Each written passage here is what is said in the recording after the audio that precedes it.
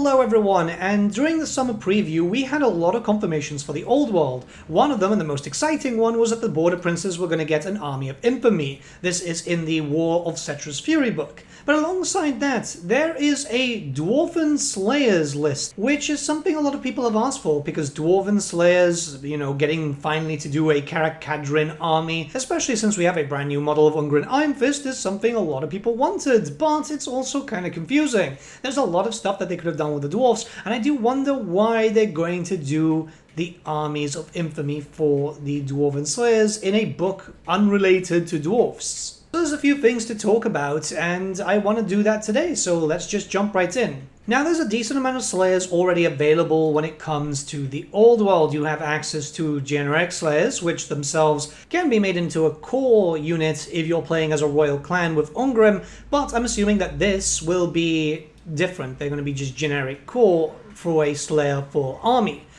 We have decent weapon options there, because obviously with the generic Slayers you've got additional hand weapons, you've got great weapon upgrades and so on. We have access to Dragon Slayers, Demon Slayers, so these are your character choices for your lords and your heroes.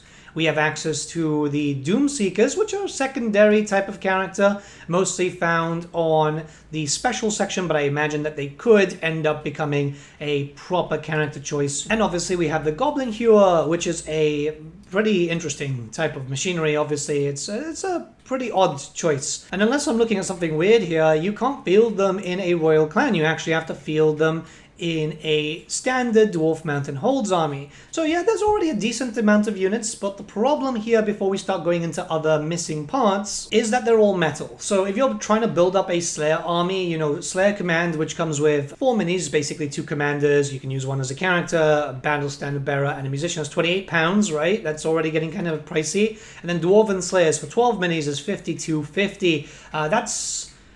That's pretty pricey. That's a whole metal army. This is why I'm looking at it. There's not a lot of element of choice here. You don't really have for a full army. There's also a plastic character, which was the Old Brindle model, 1850, but like that's all. He's got additional hand weapons. You can't really do much with that. I don't imagine that the Slayer army is going to be just that.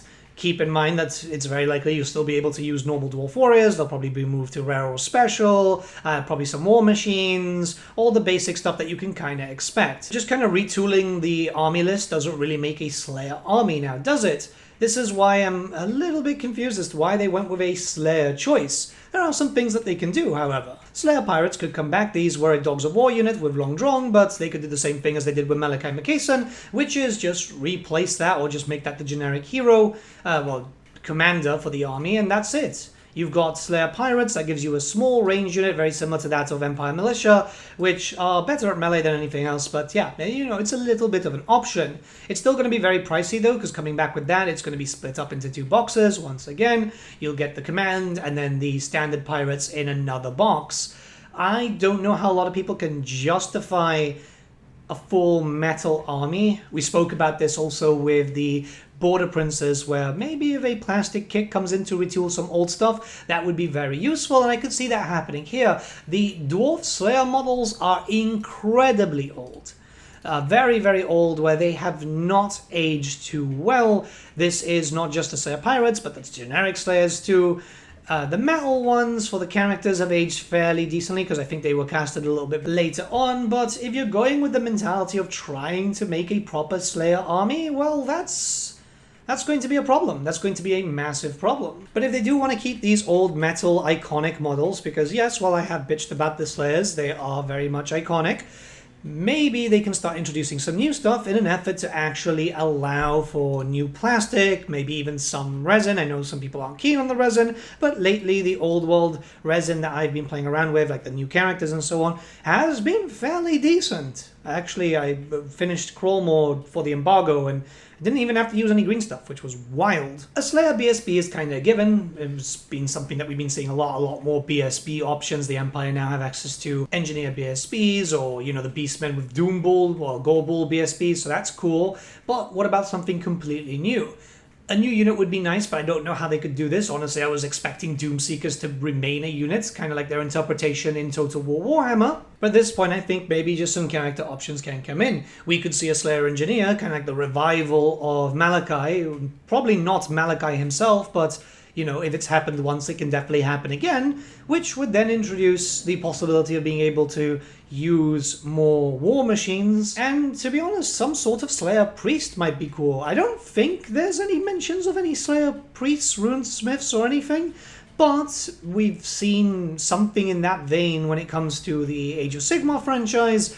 Now, I'm not saying that we need to copy that, because I still don't know what's going on with that faction whatsoever. But being able to take a Rune Lord or a Runesmith with the Slayer's Oath might be kind of cool from a thematic point of view. If you've got a full Slayer army, or as close to one as possible, taking in a Slayer Priest might actually just be a bit better theming.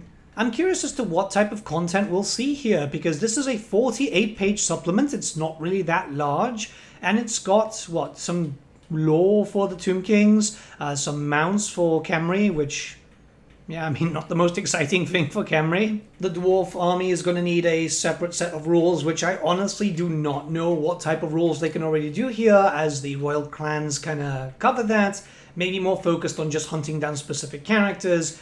Maybe a page dedicated to some more runes. And then the Border Princes, what can fit there? They can do quite a lot with just a small amount of pages. We've seen that with Cafe, where there's, what, 48 pages also? But they managed to fit in about half a roster and quite a lot of lore. I think half of the book is mostly just lore exposition, which is great, don't get me wrong.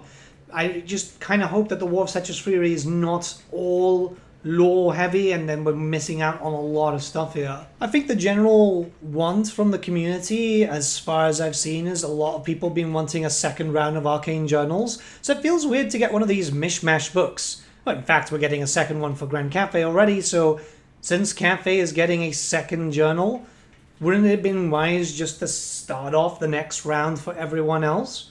Another one for Tomb Kings with an Army of Infamy, maybe 2, maybe introduce some new characters. I think this is the big problem. We're not seeing a lot of characters being introduced. Cafe currently has 1. The Empire has 2 named characters, none of which are big names.